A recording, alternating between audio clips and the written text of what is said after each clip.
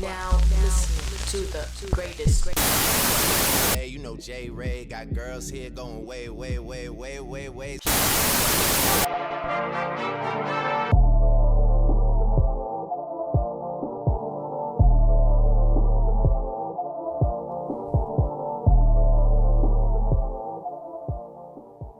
What's going on, good people? It is your boy JayRay back with another episode, of course. You dig? Today we got a special one for you guys, but before I get into that, let's introduce our special guest, Nahomi Solorzano. Hi, everyone. This is my good friend Nahomi. She is a mass comm major. Nope. I'm a film major. Oh yeah, you're a film major now. I forgot you changed it. You changed it, or did you just go straight into film? No, I was psych major, and then I changed it to film. Oh, so you don't have a minor in mass? No. Oh. Well, she's a film major who takes a lot of mass comm classes. And today we're going to talk a little bit about, immigration and all that good stuff. Yeah, didn't really prepare for this one, but we got the idea in the chamber. We had the concept. Yeah. To give a little background of why we're talking about immigration is that I am an undocumented student here at Piedmont University, which we both go to, and that started making JayRay ask questions like, hey, how are you here, how are you studying, how are you going to the doctors, stuff, all these questions that of course are like normal questions to ask when someone says, are you actually undocumented? Oh, are you done? Do you want to say? No, I was gonna let you go. Yeah, but I knew her for like a good 6 months, and then out of nowhere she tells me, "Yeah, I'm undocumented. I'm a legal immigrant," and I'm like, "Y'all know me. I have so many questions when it comes to like learning stuff, Right. So I'm just like, what is this? What's going on? How's life?" So this episode is kind of going to be like more of an interview, less than a conversational type of thing, because Real Talk Radio, we everything educational, conversational, stupid, smart, all of it. So we're gonna get into it. That door was wide open. First question is, let's start from the beginning, because I just read the article before I left. So you were 6 months old when you crossed the border. Yes, I was 6 months old when my mother decided to join my dad, because my dad had already crossed the border to the United States. He was there for a few months. He missed, like a few months of me. So were they still married? Yeah, they got married. Then they had me, and my dad was like, I have a kid, I have a wife, I need money. Because, of course, in Mexico, you don't have that much money. And plus, since he was like a school dropout, like elementary school dropout, you can't really get that much. He was an elementary school dropout? Yeah, he did not make it. He said, he was like, as much as I loved numbers and like drawing, he could not take like actually going to school, as well as the fact that my grandfather needed more like workers. So all his sons started working. So he had to drop out of school because of the fact that of work. And was this in Mexico? Yes, Mexico. What part? So originally he's from like the Mexico City. I'm from Naucalpan, Mexico, which is like right next door of Mexico City. And then my mom's like from like country town of Guanajuato, but I can't remember the town name. But they were both like city boy and country girl, and then they got married, had me. Dad had to go to the United States, and then my mom was like, "We got married. This is a couples thing, not you being in a different country than me." So she decided to cross over. And fun fact about that, I crossed over as a boy because the border patrol wasn't as strict as it was back then. And so this nice couple, whoever you were, I've never met them. Thank you guys. But thank you guys. I wouldn't have been able to meet Nahomi Solorzano. Exactly. This couple had supposedly lost their son, but they still had the paperwork for him as if he was alive. So all I had to do was dress up as a boy, and they said, yeah, this is our son. And I crossed over while my mother was under the truck.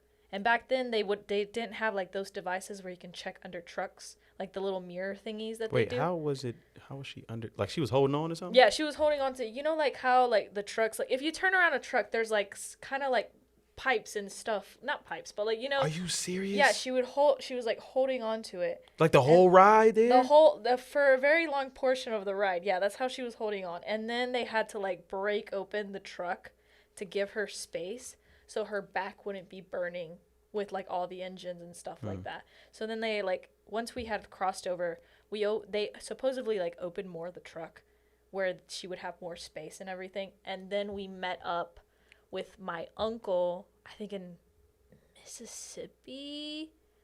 All I remember is Mississippi River, and that's when we met up, and then we got to Georgia, which is here now.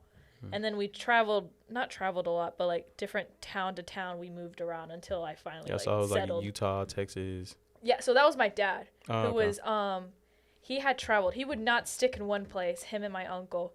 They were in Texas for a while, they were in Utah, they were in Washington. Then they went to I can't remember if it was Chicago, and then they went to Georgia. And that was during the whole period that my mom was like saving up to be able to cross the border with me and her. With me and her. Okay. Anyway, what was I about to ask? Let's go back a little bit. Yeah. You said your dad dropped out of elementary school. So in Mexico, they don't have like strict rules. I mean, not rules, laws of like kids have to go to school. No. That's wild. It's if you drop out, you leave.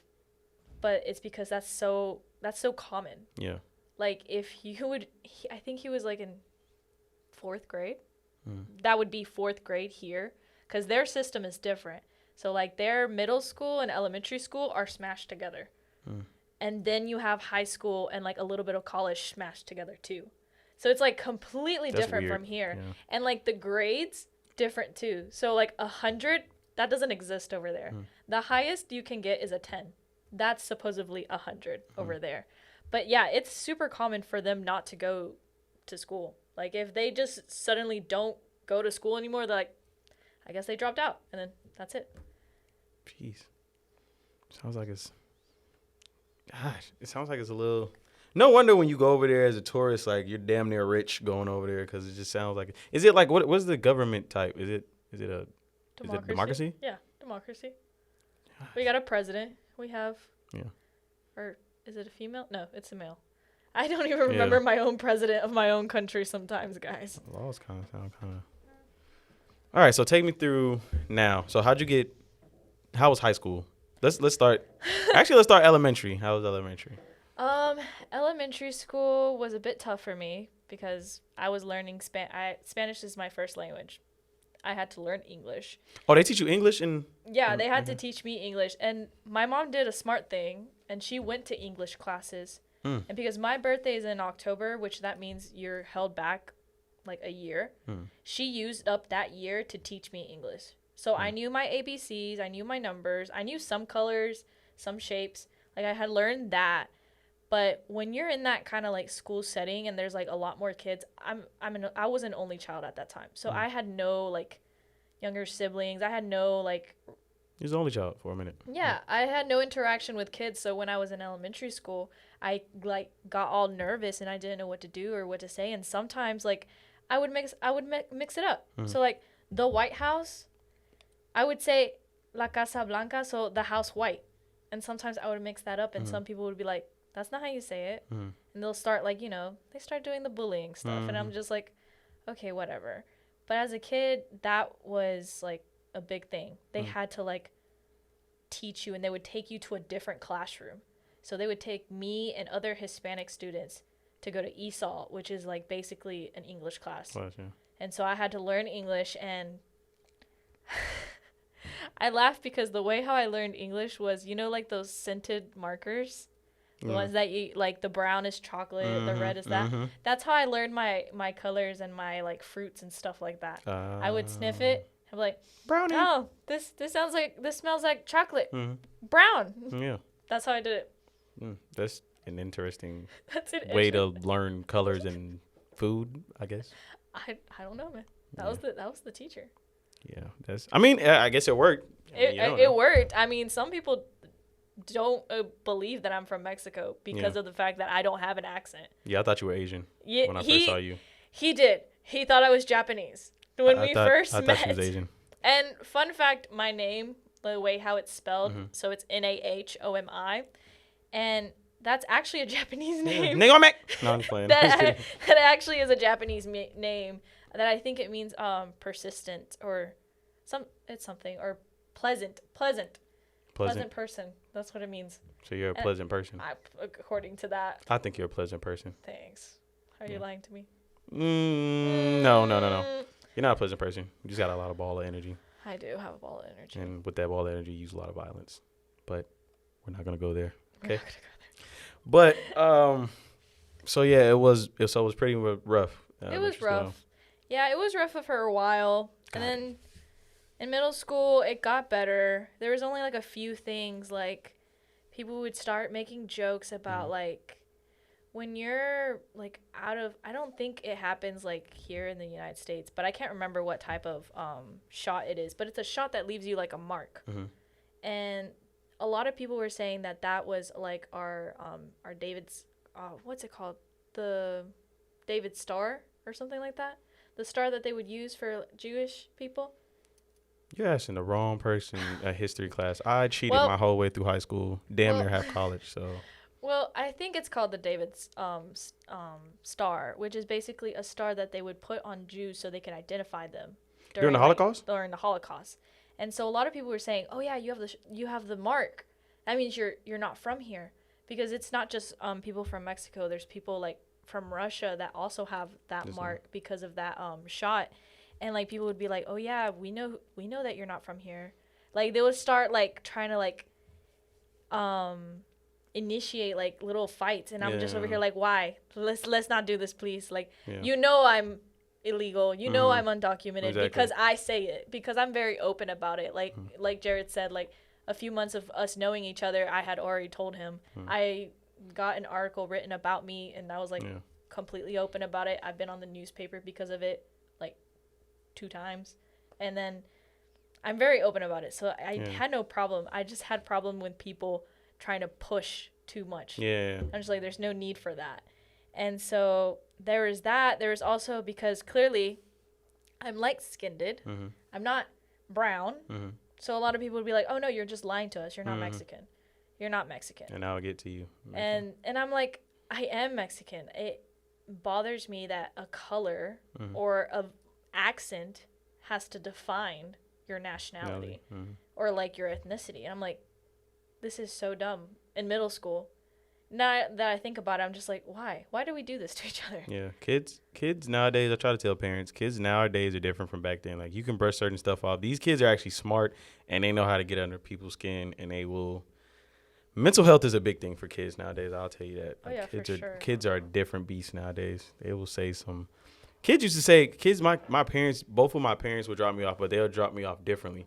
But kids paid attention to what my dad looked like when he dropped me off and what my mom looked like. And they would be like, oh my God. So my mom is light skinned, I'm light skinned. So they wouldn't say anything. My dad is dark skinned. So the first day they say him, oh my God, like kind of like what you were saying, like how it depicts. Kids were like saying like, that's your dad? Why he's so dark and you're light skinned? You might be white. You might be white. And that shit used to get to me. And one of my teachers in elementary school, I was down on myself. I had silent lunch, I think, and I was just down on myself. And she just noticed, and she was like, "What's wrong?" And I told her what happened. And she took a piece of paper, and she put my hand next to it. She was like, "Is this the color? Is your hand the same color as this piece of paper?" She's like, "No, okay, then you're black. You own that." And I think she was a Caucasian teacher. I can't remember, but I'll just never forget those times in elementary school. Like, I was bullied too. Yeah. But enough about me. This is about Nahomi Solorzano. This is the Nahomi Solorzano show. This is also your podcast, so it's okay that you give experience too. Yeah. We're connecting. Yeah. We're conversating. It's the minorities. The minorities. Check us out. No, just laying out. Our show's over. Our show is over. We were one and done. But yeah, middle school was a bit tougher. High school, I think, was way more tougher because, actually no, middle school. It got tough because of one teacher. I will not say the name. But there's this one teacher that told me that I'm going to be another statistic. Meaning, statistically, Latinas, Hispanic women are more likely to be a teen mom, drop out of high school, and go find a job. And that's exactly what she said. So you're not going to make it to high school. As smart as you think you are. Was she white or black? White. I'll say that, but I won't say the name. Makes sense. But she was like, you're not gonna make it. You're gonna be a teen mom. You're gonna get pregnant at 15, and I'm over here like, I'm in middle school. Do you think, because obviously she was trying to degrade you, but in the manner, was she trying to, like, did she feel like she was trying to be right? Like, she felt like she was trying to be real with you, or was she trying to degrade? Like, did it come off as she was trying honestly, I don't know, because since I was just a middle schooler and I had just accepted it, I don't know if it was like really to degrade me or if it was just like be realistic of what that's what people are. Yeah. I feel like maybe it was her trying to be realistic, but at the same time that like put a thorn on my hand and I was like hurting the whole time. And so I had accepted it. I was like, okay, I'm just probably going to make it through high school and that's it. And plus, because of me being illegal, I didn't think I would be able to go to college. I didn't think I would be able to get a higher education. So I was like, you know what? I'll just get through high school, get a job somehow, or help out with like side hustles and live my life out. And so in high school, that was my mentality. Yeah, I did fairly well in my classes because they weren't hard classes, but like in my head I was like, okay, I'm just getting over it. Just getting by. And that's when someone from Piedmont, Gabe Gutierrez, who's in charge of like Hispanic recruiters, he came up to me and he was like, hey, your mom mentioned that you're graduating soon. What are your plans afterwards? And I was like, I don't know. I really don't know. Honestly, I'm just, like we said, getting by. And he was like, you know you can go to college, right? And I was like, no. And then he sat down with me and my parents, explained the like college process. He explained what colleges I can go and which ones I can't go due to my legal status. And then he was like, you know, Piedmont would accept you, right? Because it's a private college. So heads up to people that are undocumented. A public school you cannot, like a public college you cannot go to because it's under the government. So they need like your government information because it's under the government. While as a private university, they're not under the government. They're getting all their money from what they are doing. So that means they don't need anything from you. So that's why you can go to a private college or a private community college. And that's how I found out. And I was like, okay, I'll start applying then. So I applied to Piedmont. I applied to other universities. I got accepted to all of them. But here's the thing too.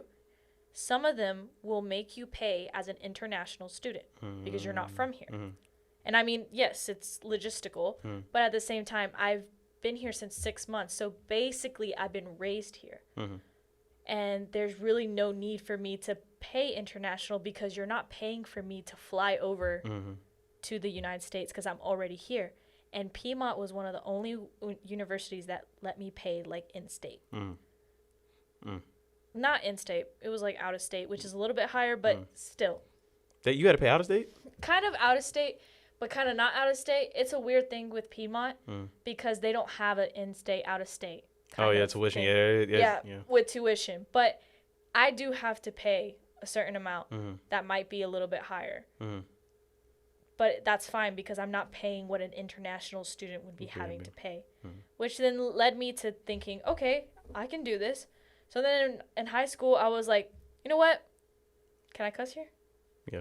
You know what? Fuck that teacher from middle school. Yeah. I'm going to get my shit done. Sorry, Mom. Sorry, Dad. Mom. No, sorry, I'm just kidding. You're good. Sorry. I was like, you know what? Screw this. I'm going to get this done. I'm going to make it a college. And so that's what I did in high school. And, like, my graduation cap was the Mexican flag. And I was like, this is just the first step. Yeah. And I was, like, looking for that middle school teacher. Yeah. I was looking for her because they let us go to our elementary school. And then I decided to go to my middle school. And I was walking through there with my cap and gown. I was like, where you at? Yeah. Where you at? Turns out she was fired. I think that's good because she probably would have snitched. She probably be a hater. Yeah. She probably would have. But I don't know where she's at now. But, yeah, and then from there, I was here in college, and I came as a psych major and then turned out to be a film major. That's what's up. So let's go back a little bit. Go back. So I did have a little question. Yes. So through elementary, middle school, high school, did you make any friends that were like of Hispanic or like any other illegal immigrants or undocumented peoples? Yes, I have met people that are also illegal, and There's actually a funny story. There's one person that he also crossed over at, like, they crossed him over at 6 months, but he had to dress up as a girl. And we always joked about it, saying we should have just switched places. So I could have dressed up as a girl and he could have just dressed up as a guy. So we made that little joke inside. There's a lot of older people that I know because of, like, my parents, like, their friend group. So I know them that are also illegal, but a lot of, like, student-wise or, like, people my age, they don't really talk about it. So you really have to, like, ask questions to kind of, like, dig to see if there really are. Because there's so many of them that actually do have their papers, but they don't say anything. And then there's some people that just joke about it, like, yeah, I'm illegal, but they can drive a car. And I'm like, Brisky, if you're illegal, don't drive. Oh, damn. So you can't get a license? No, I can't. Can't get a license. Can't get a job because I don't have a social security number to give so they can pay me. And where do you work now? You still work at that restaurant? No, I didn't work at a restaurant. I was working at a Guatemalan store as a cashier. Yeah. So, yeah. I worked there for a little bit, but the only reason why I got that job is because the store owner was like, I can pay you in cash. Cash, yeah. And, like, it's fine. So you don't work anywhere now? I don't work anywhere now because my full focus is school. And I just don't have the time to, like, leave and go at a job and then. So your mom helps you pay tuition? Yeah. So we are paying out of pocket. Yeah. We're doing, like, payment plans because that's the best way we can because we can't do. So is your dad here too? Yes. Okay. That's still a lot though because it's like 4 or 5 of y'all, right? There's my dad, me, my 2 younger sisters, and my mom. So there's 5 of us. Okay. That's not bad. Okay. But you got like 6 sisters. I don't know why I thought. No, that's my grandparents. My grandfather from my mom's side is the youngest out of 12. Okay. Got it. They're all from big families, but then there's us that are small families. Can I say this? I want to say, like, I guess I don't even care if it's a racist thing, but I will say Hispanics, like, family wise, they're really close. Like, oh yeah. Like when she said you'll drop out and be a teen mom, and I kind of pictured it because I mean I don't know about the dropout and be a teen mom. That's the only thing. But when you see Hispanic families in public, like, it just looks so great. Like, you know what I'm saying? Like, it just looks positive. I don't know how to explain it. Like the kids behave, and then, like, the dad just, like, you know why? Spoiling the kids. Because we get our ass whooping. Oh, that is why. Yeah. Generational trauma. Yeah. Sorry, Mom. We definitely get our ass whooped too, but it's just like, I guess I haven't had like a Hispanic friend for real, and been like to their house and stuff. It just like their home, like it looks like the home is just together. That's one thing. Just on the outside, yeah. Okay, so I can definitely see how you see that because one thing's for sure, family is such a big value in Hispanic families. Like, if you fuck with my sister, I will murder you. Yeah. And I feel like, you know, when Hispanics get married, they last, like, you don't really, like, if you look on Judge Judy and, like, divorce courts and, like, you barely see an Hispanic couple. Like, it's just rare. I think that's also because divorce is so, like, looked down upon. Yeah. Like, if you divorce, it's, like, frowned. Yeah. Frowned upon. Oh, in Hispanic culture? Yeah, in Hispanic culture, like, people don't like it when you divorce because if you marry through, like, this is, like, the viewpoint. If you marry this man or woman, you have to stick with that person because you promised in front of God that this is the one you are marrying. So, like, divorce is, like, so frowned upon when they're, like, talking. They're like, you can fix it. It's okay. Don't worry about it. But, like, this woman or this man could be going through, like, emotional or, like, physical abuse, and they'll still be like, you have to stick with them. All that kind of stuff. But I will agree that it is a very tight-knit group. Because that's how like a lot of them are raised. Like how I told you, my dad dropped out of school so he can help his family get money. It's almost like y'all live the American dream of what people here try to do. Like, you know, because divorce and what do you call it? Whatchamacallit, fathers. What do you call it? It's an adjective before that word I was trying to say. Bum fathers. I'm just gonna say bum fathers right now. Yeah. What's it called, man? What's it called? God damn it, what's it called?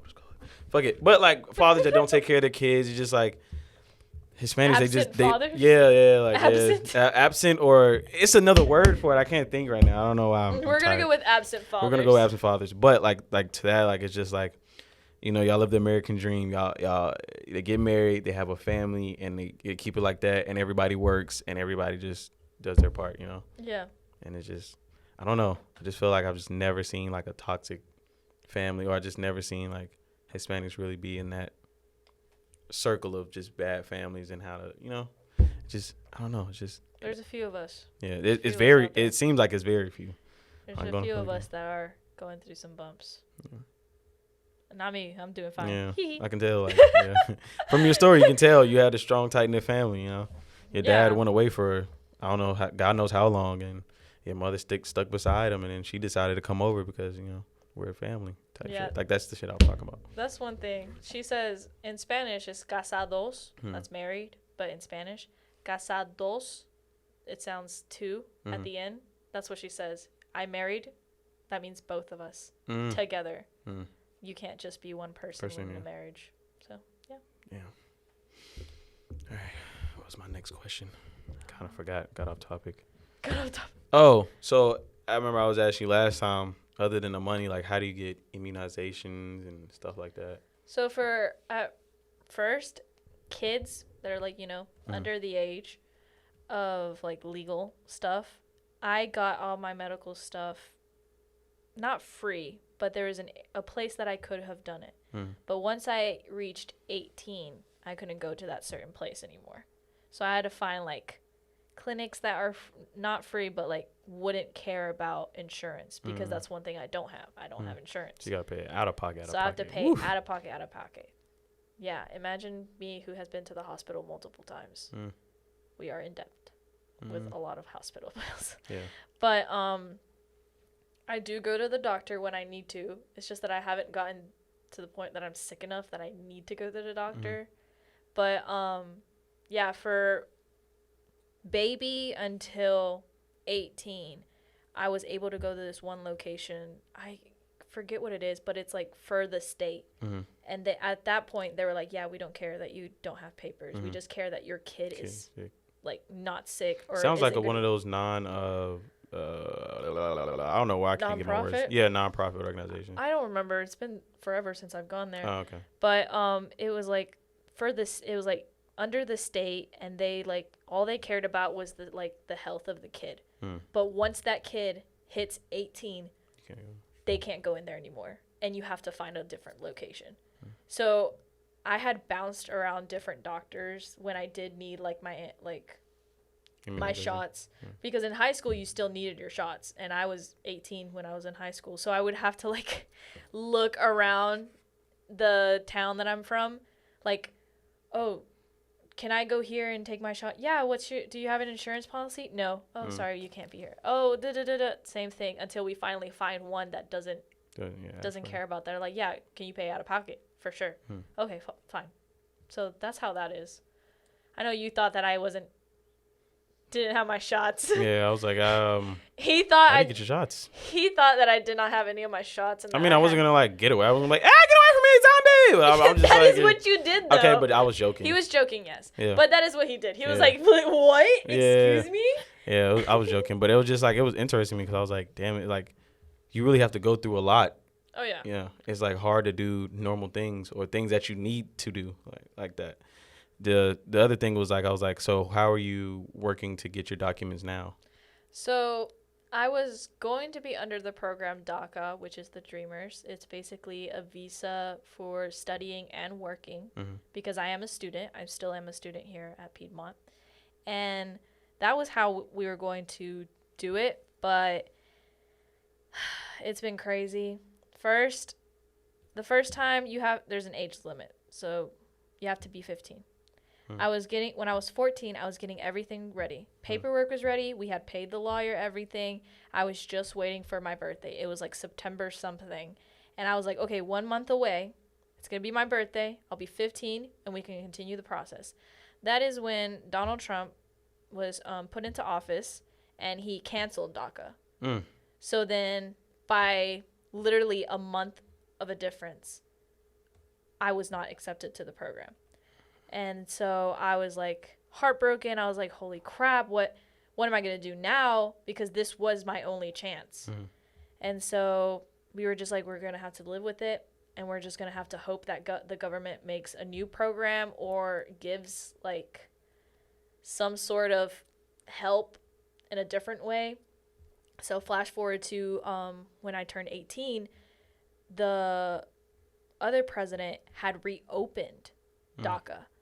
And I was like, okay, I am past the age limit, but it's fine because you needed to be 15 to, I think it's 21 or 22 or 20. So they still got a max on it. So you still have a max on it. And so I'm 20. So I have to recheck that age if there is a max now or not because of all what's been going on.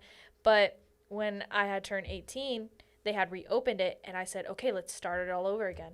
So we started sending the paper again. We paid the lawyer again. We had everything ready.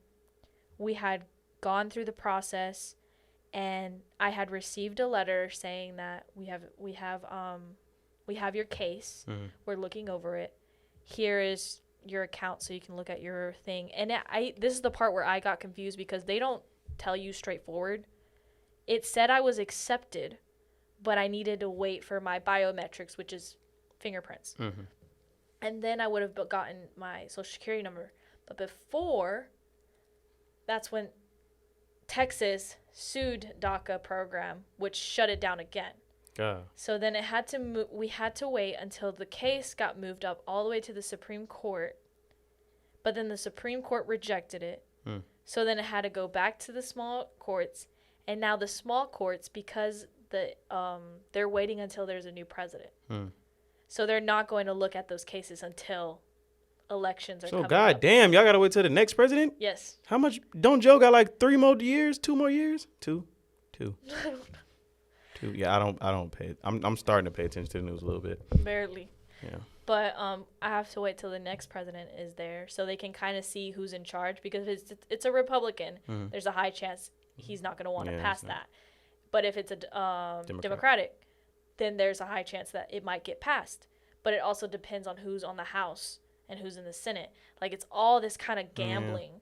So at this point, I'm in the loop of I don't know where I am. I don't know where I stand because the new law that they stated for DACA is that they're no longer accepting. They are accepting cases, but they're not granting anything. And so they won't answer me as in, was I accepted and I can continue my process, or was I accepted and I'm getting kicked out? Because now they're getting to the like nitpicky and picking out cases. Because there's so many of them that had been put before that new law had was established. So now they're at the nitpicky saying, okay, this person can have this. This person can't. This person can't. This person can have this. They're like choosing now. And now I'm in the loop because I don't know if I am chosen or not chosen. And so at this point, I can't do anything about it because I have to just wait it out. And if that doesn't work, then there's possibly 2 other ways I could. I have to wait probably until my mom also becomes legal.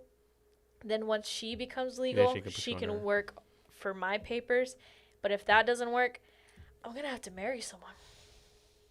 Also, if you marry someone, then you become a legal Once I marry, shit makes fucking sense now. That's why like foreign people like love to marry an American, come over to America, and then fucking dump them after they get their citizenship or whatever, right? So that's how it works. No, I'm not saying you. I'm just saying like I wouldn't dump my future husband. Yeah, I would love them. I'm just saying that's a thing though. Like that's how people use it, and now it makes sense. I was like, why do people do that? That's why that process has become so more stricter than usual. Fun fact: you have to go through interviews when you are applying for a married visa. For your spouse, you have to go through interviews, and the questions are so uncomfortable. And it's like random. So they'll be like, if we were married, for example, and we're being interviewed, they would ask me, what's your favorite color? And so I would have to say blue. I don't know if it is. Is it blue? Mine? Oh, you have to know shit about your spouse? My spouse. Oh shit, I don't really have a favorite color. I'm colorblind. Yeah, no, I'm just kidding. I don't have a favorite color. I don't know why. The idea is that they would ask those questions. Another question that is uncomfortable is, when's the last time you had sex? And then they'll be like, what is the job they had before? What does that have to do with it? You know, that Because reminds me of when we started voting. Remember when black people couldn't fucking vote, and it was, bruh, and they would ask stupid questions to make it hard for you to vote. That's what it feels like. Minorities, we just don't get respect around here. Technically, that's what it is that they have to ask you these extensive questions to prove this is an actual relationship. And they have to also check your photos, like your social medias, and making sure, like, you're actually together. Because if you have, like, a social media, but you don't have any pictures with your spouse, it becomes suspicious, and it turns into a red flag. And then there's, like, an officer that's assigned to you saying, hey. Like an investigator. Is this, like, kind of like an investigator saying, hey, why is there, like, no pictures of you and your spouse?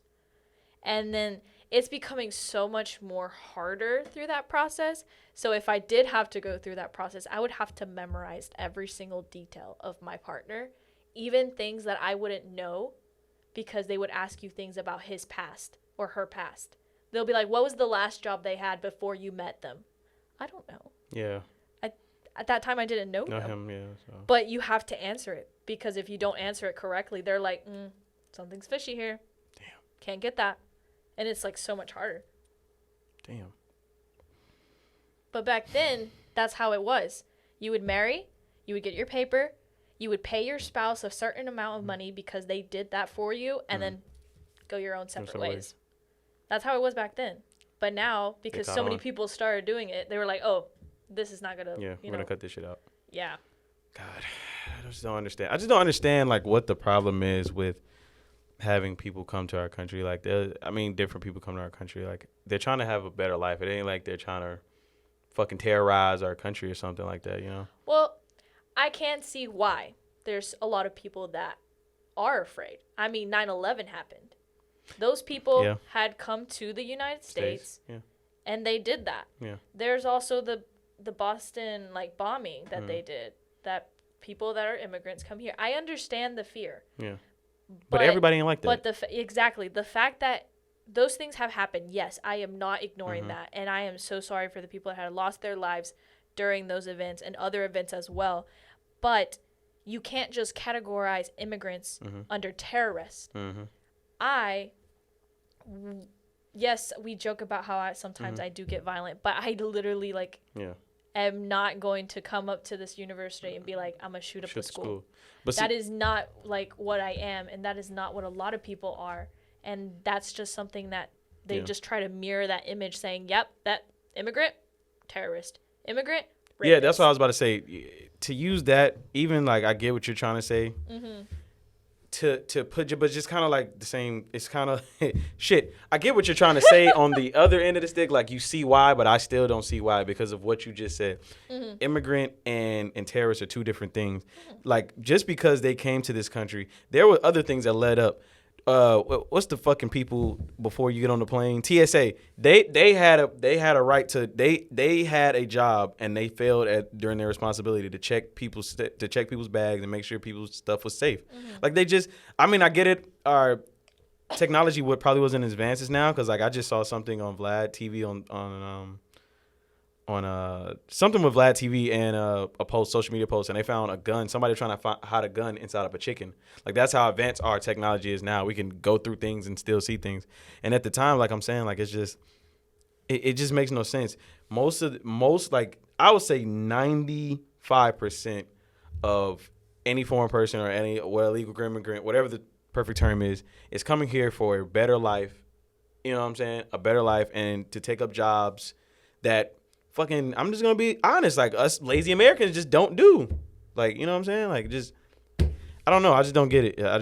I think people have to put their foot in the other shoe and be like, okay, I'm coming from, you know, a very bad environment. I want a better life for myself. Why can't I just come here and just do that? Like, I just feel like people don't put their foot in the other people's shoes. They just think whatever, you know? No, I definitely agree that. I just also have to, because I can't just be biased to myself because I'm an undocumented student. I can't just be like, don't do that. Yeah. I have to also understand the other side of the story. I also have to understand their points of their argument.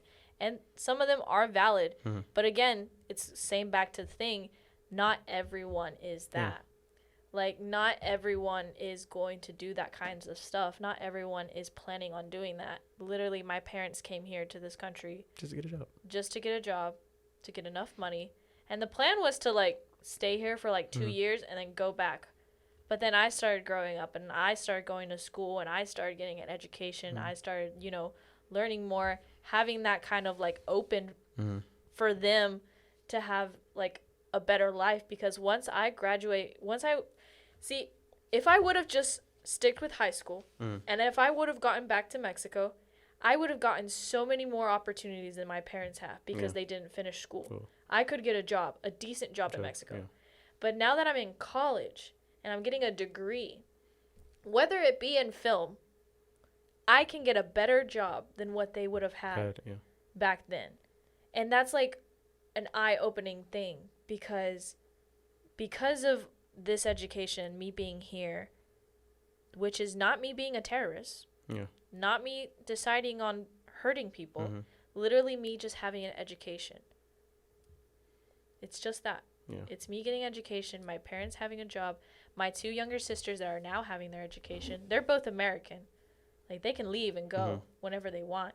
But the sad thing about it, and it always breaks my heart, my little sisters don't want to go to Mexico because they want to wait until their parents and me, their older sister, get their paper. Yeah. So many people that are in our family that were in Mexico have passed away not being able to meet my younger sisters because they wanted to wait. There are so many people in my family that it tears me apart every time. Like, some people, like people that I know that are Hispanic and they have their papers and they're like, I don't care. Like, I don't want to go back to Mexico. I'm like, dude, I would fucking kill to just go to Mexico and just see my family that I haven't seen in like 19 years. 19 years. Imagine you not being able to see your mom for 19 years. And the only time you could see her is that if they cross the border. Yeah. And my grandparents, they do have like papers for them to travel, but they are old people. Old people, yeah. Sorry for them. They can't go on a bus and drive to Texas so they can drive another bus to go to Georgia. They can't get on a plane as easily as they were back then. Yeah. The last time I had my whole family together was at my quinceañera. That was 5 years ago.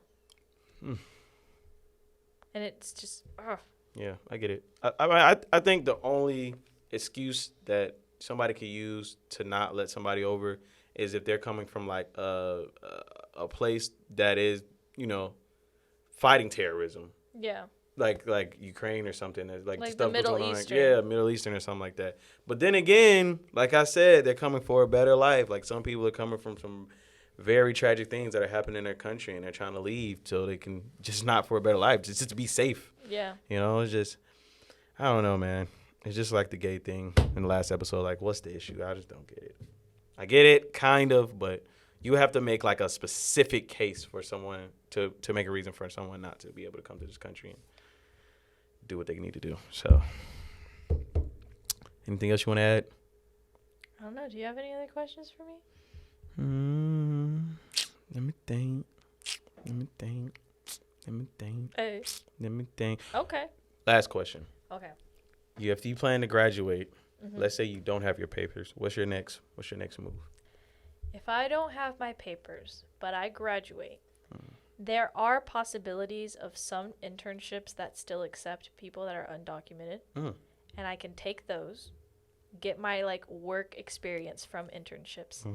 And there could be a possibility where a lot of people enter like competitions of films. Like, they put their film out there. And I could do that because sometimes there's no requirement for you to be like a resident or like a legal person because they're getting entries from around the world. So I'm planning on taking those internships that are available to me, having my work be posted in competitions so my name can get out there. I also have a plan B, so I run my own business. And talking about the buttons? No, not my buttons. Oh. The buttons is something that I like doing, but no, that's not my business.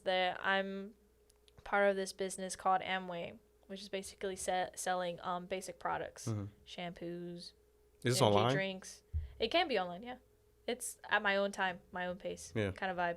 And so if I can't do anything from there, I have my business that I can lean to and be like, okay, this is what I'm going to work on right now. I'm going to put pause on what I love, Mhm.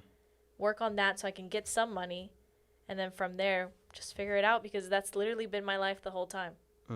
Just wait and then figure it out on the way, during the process, because that's all I can do. Wait and figure it out little by little. That's what's up. Well, you heard it here, folks. Those were the thoughts of. No, I'm just kidding. No, I'm just kidding. No, I'm just kidding. No, I'm just kidding. I'm so fucking tired of Piedmont Radio right now, man. I can't wait to get our own show so we can fucking jazz it up. Got a positive note for the people? Positive note. Do not let your limitation be a obstacle in your life. Let that limitation be your motivation. That is what I've done throughout my whole life. I have not let me being undocumented stop me from what I want to do. Because right now I'm a full trailblazing, doing what I want to do to the limit that I can, of course, because of your last question, whether I have my papers or not. But even if I don't have my papers, I'm going to do what I can, because there's a lot of people out there that can do it, and I can as well. So don't let your limitations be an obstacle. Let it be a motivation. Facts. You heard it here from the great Nahomi Solorzano. Thank you for coming on the show. Thank you for having me. I'm going to have you again, hopefully. Perfect. But without further ado, let's see if we can get this outro right this time, guys. Thanks for tuning in to Real Talk Radio. You dig? If you're watching this on YouTube, make sure you like, comment, and subscribe. Let me know how I'm doing. What's the next topic? All that other good stuff. If you listen to this on audio, I think you could press stars. I don't know. Comment. I don't know. Because we're on Apple Music, iHeartRadio. We're on... You're on iHeartRadio? iHeart. iHeartRadio? Yeah, we're on iHeartRadio. You're on iHeartRadio? iHeart. Look, you're fucking it up. Look, you fucking it up. Fucking up. iHeartRadio. iHeartRadio. Radio. There you go. Yeah, we're on iHeartRadio, Spotify, Apple Podcasts. Nice. Probably something else, but I haven't done this so long. Hey, man, y'all know what it is, man. It's Jared, Nahomi Solorzano, signing out.